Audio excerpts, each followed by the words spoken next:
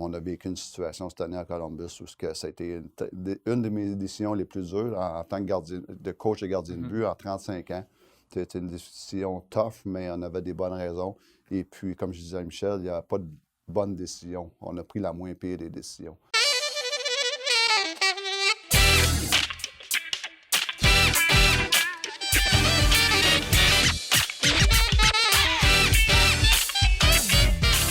En compagnie de l'entraîneur des gardiens de but du Canadien de Montréal, Stéphane Waite. Stéphane, un excellent début de saison collectivement. Quand on est entraîneur des gardiens de but, cependant, c'est un petit peu plus pointu, un peu plus spécifique. Les deux athlètes que tu as sous la main ont connu un excellent début de saison aussi. Oui, écoute, c'est dur de ne pas être satisfait.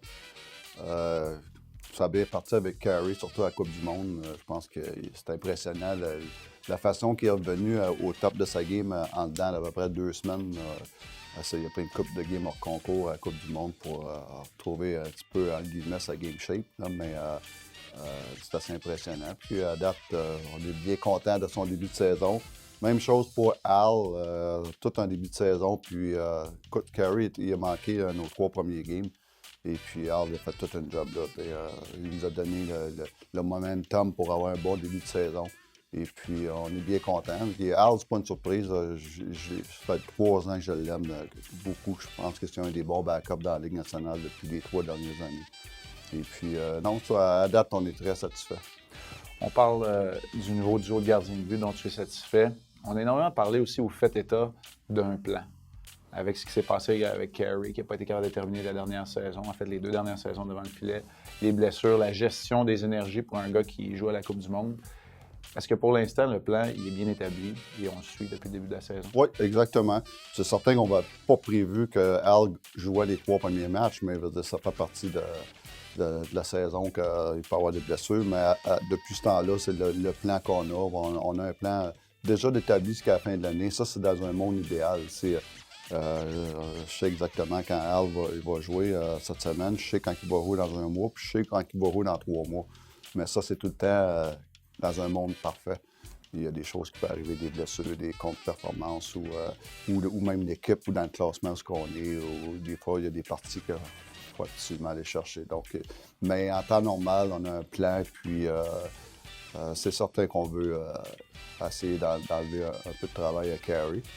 Parce que ça reste que le premier objectif, c'est de faire les playoffs. Après ça, c'est de gagner dans les playoffs. Puis ça nous prend des gardiens de but qui sont fresh rendus là. Je me trompe si je dis que le chiffre magique est à quelque part entre 55 et 60? Non, exactement là.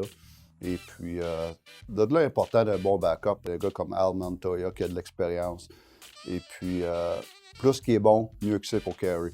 Parce que plus qu'il est bon, plus qu'il va jouer, puis plus qu'il joue, moins son affaire Carey, puis plus qu'il est fresh pour les playoffs. Donc, tout va ensemble. Et puis, j'ai tout le temps dit que ton gardien de but numéro 2, c'est probablement le joueur le plus important de l'équipe parce que si lui ne fait pas le job, tu ne vas pas être playoff. Et puis, c'était aussi important que ça, un bon deuxième. Tu as parlé que les seuls moyens de déroger du plan sont des situations exceptionnelles. Il en est arrivé, il va en arriver encore pendant la saison. Comment on gère ponctuellement des situations d'urgence? Comment on décide si un gardien de but demeure dans la mêlée même si c'est une soirée plus difficile ou si l'équipe ne joue pas bien ou si on veut donner un électrochoc? Comment ça se fait? Parce que Michel Therrien a parlé énormément d'un travail d'équipe, même au niveau des entraîneurs. Comment ça se fait quand une situation comme ça arrive? Bien, écoute, il y a beaucoup de choses. Puis c'est des situations où tu n'as pas beaucoup de temps pour prendre une décision. Et puis, faut que tu...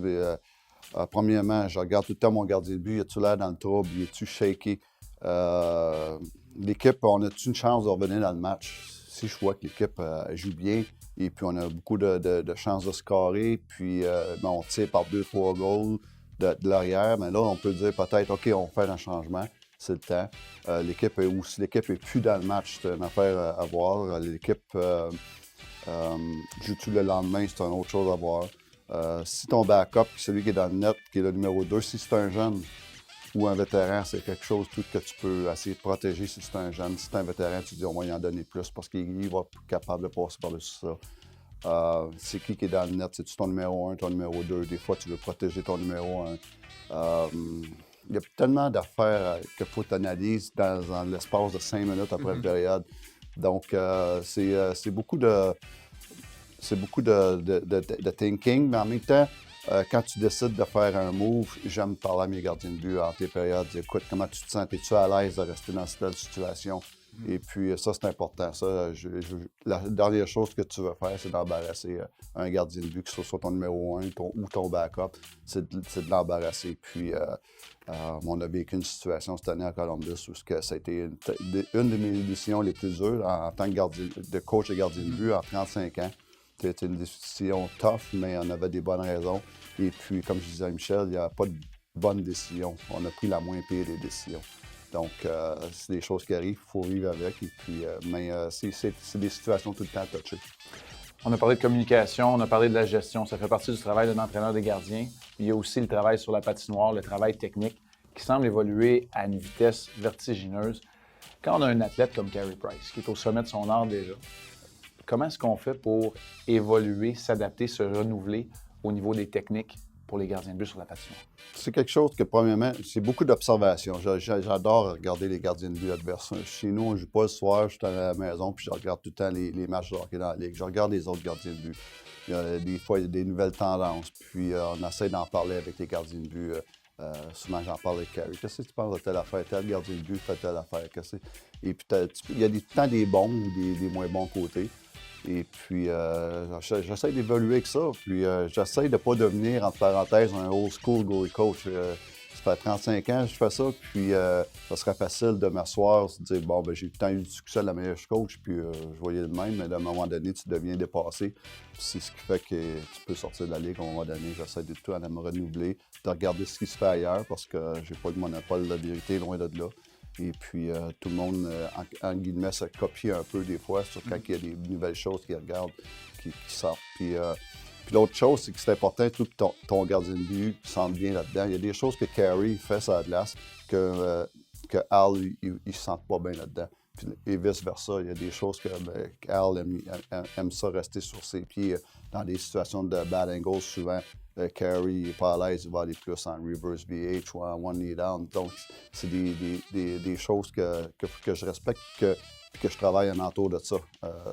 C'est important de s'ajuster à chaque gardien de but. Ça complète pas mal ton rôle avec les deux gardiens qui sont ici, les gardiens de but de l'organisation. Juste avant que je te laisse, l'entraîneur des gardiens a aussi son mot à dire dans le plan de match quand on évalue le gardien de but adverse. À quel point, je ne veux pas un pourcentage, mais à quel point est-ce que tu es impliqué là-dedans pour tes attaquants, pour les attaquants du Canadien, pour les préparer à faire face à un gardien de but qui est au sommet de son art de l'autre côté également? Écoute, c'est certain qu'à chaque partie, j'ai un rapport écrit qui est affiché dans la chambre des joueurs sur le gardien de but adverse. Et puis, sauf que là-dessus, j'ai appris, surtout dans mes années à Chicago, à respecter les joueurs qui veulent le consulter ou pas. Il y a des joueurs qui veulent consulter ces rapports-là. Et puis, ça va les aider. Puis, il y en a d'autres, au contraire, qui aiment, ça leur enlève leurs instincts. Dans le match, ils vont dire, OK, le rapport dit que je veux push shoot low blocker. Et puis, son instinct dit d'autres choses. Puis, ça le trou est ailleurs. d'autres choses, exactement. Donc, dans la saison, on a un rapport qui est affiché. Et puis, sont libres de le consulter ou pas. Mais dans les playoffs, je peux te dire que c'est plus poussé. Là, on a une vidéo, on a une présentation sur chaque gardien de but parce que c'est un gardien de but qu'on va affronter entre 4 et 7 fois. Donc, c'est important d'aller plus spécifique dans les playoffs. Stéphane Waite, merci beaucoup et bonne saison. Ça fait plaisir, merci.